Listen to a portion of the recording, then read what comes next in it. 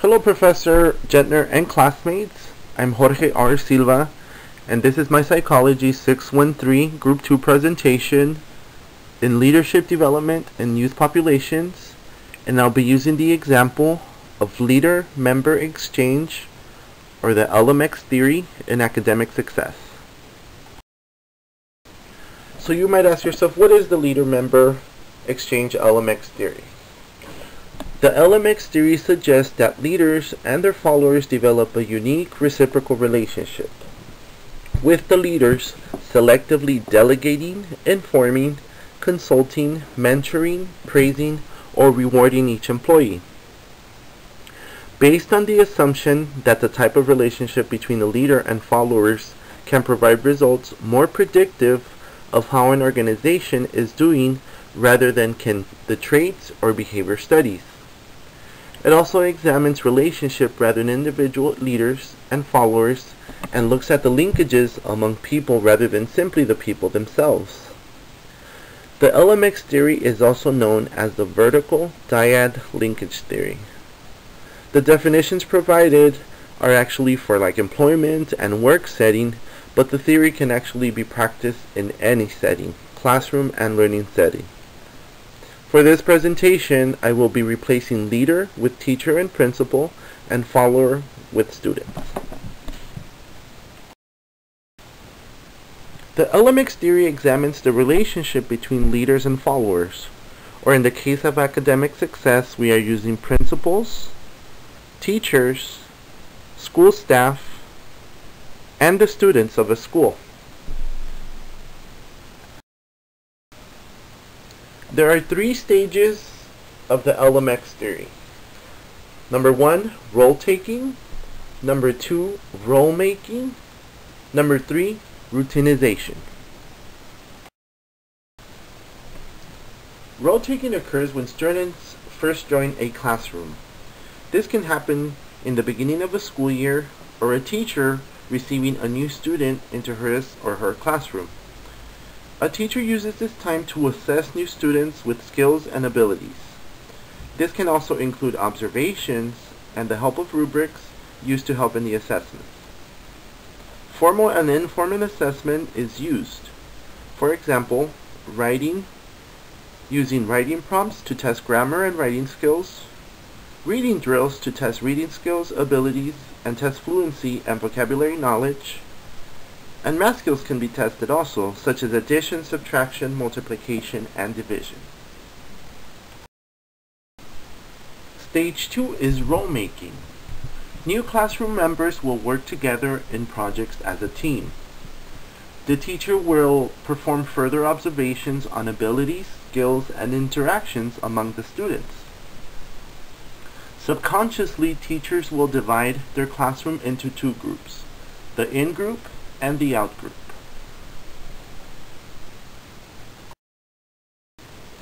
The in-group is the group of students in the classroom that is favored by the teacher. I worked for many years in elementary school, and I will admit that I did have my in-group as a teacher's assistant. I usually favored the students that worked hard in their schoolwork and behaved well. I also favored the students that were kind to others and demonstrated respect to others, to the classroom, teacher, and also to me. The out-group is the opposite of the in-group. Students in the out-group are the students that are not favored by the teacher. The students that were in my out-group were usually the students that did not show enthusiasm for learning, were disrespectful to the teacher, to other students, and to myself, and usually the students that didn't behave appropriately in the classroom. So the in-group and out-groups are set. Students in the in-group are usually the high academic achievers and demonstrate an interest in learning and desire in pleasing the teacher. In contrast, students in the out-group tend to reach out less for the teacher and tend to fall back behind academically and demonstrate no interest or little interest in learning, and little or no desire to please the teacher. Usually this division of the in-group and out-group is done unconsciously. As I was doing research in this project on the LMX theory, I came across this graphic, this visual aid, where it demonstrates how the interaction between the leaders and followers make the in-group. So the high LMX, or the high leader membership exchange, are the students that demonstrate organizational citizenship, social capital, and transformative behaviors. These are the high achievers, the students that are involved in school, that are have very good relationship with the teachers and the staff of the other schools and with the other students. In contrast, on the bottom, it's the students that perform low leader member exchange, or the out group, and usually these students are the ones that have the low morale, low commitment, or low collaboration.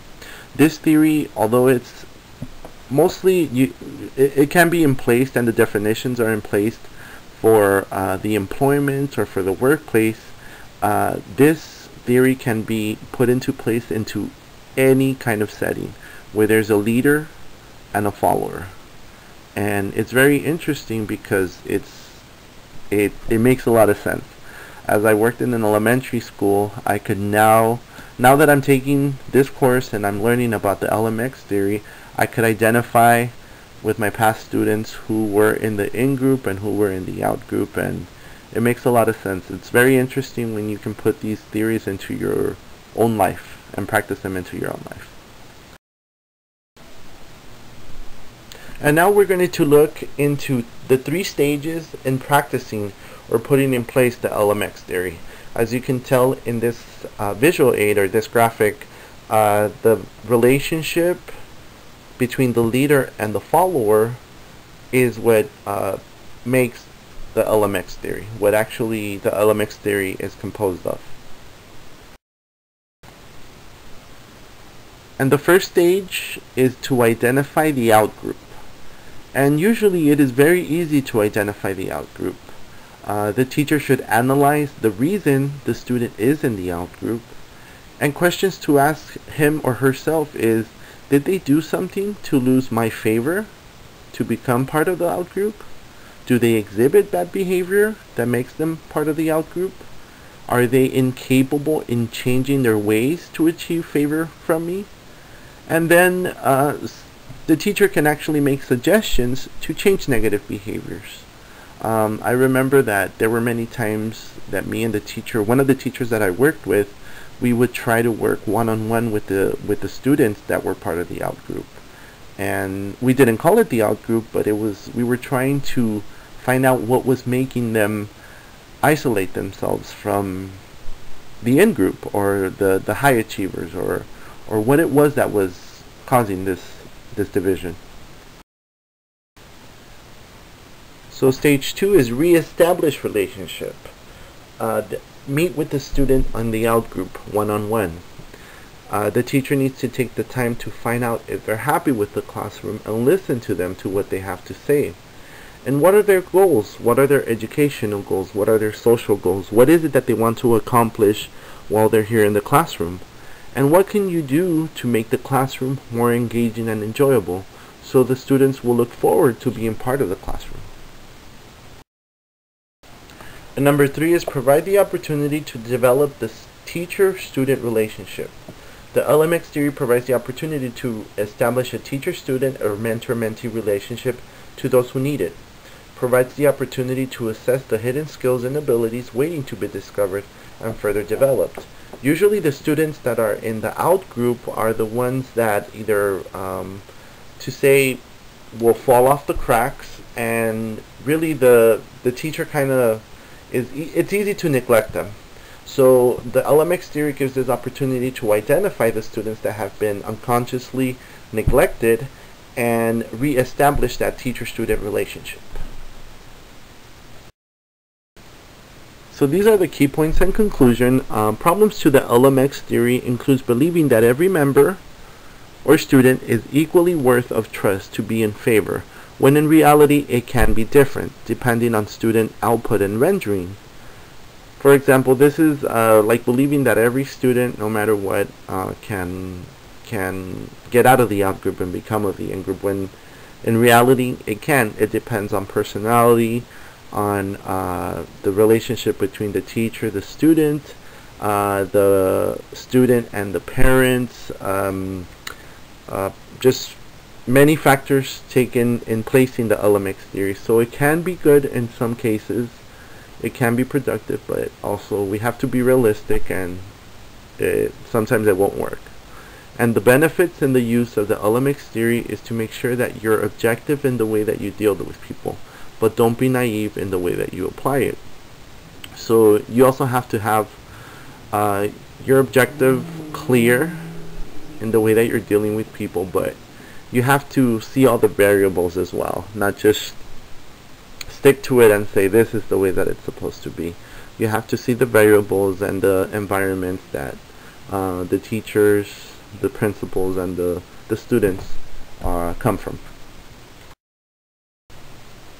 Yes, and here is a list of my references. Yes, and I really like this this visual aid, this picture. It says, it's kind of hard to read, but it says, the leader always sets the trail for others to follow. And after completing this project, I really have the leadership concept more clear, and how important it is to have the exchange between the leader and the member. Now that I completed this project, I also see how in almost everywhere where there's a leader, there's also the in-groups and the out-groups. So I think after completing this project, from now on I'm going to be I'm going to try to identify all the in-groups and the out-groups, and because it makes a lot of sense, and this theory can also be applied into every aspect of life. And this is my Group 2, Week 2 presentation. And I want to thank you, Professor Gentner, and classmates for viewing my presentation. Thank you.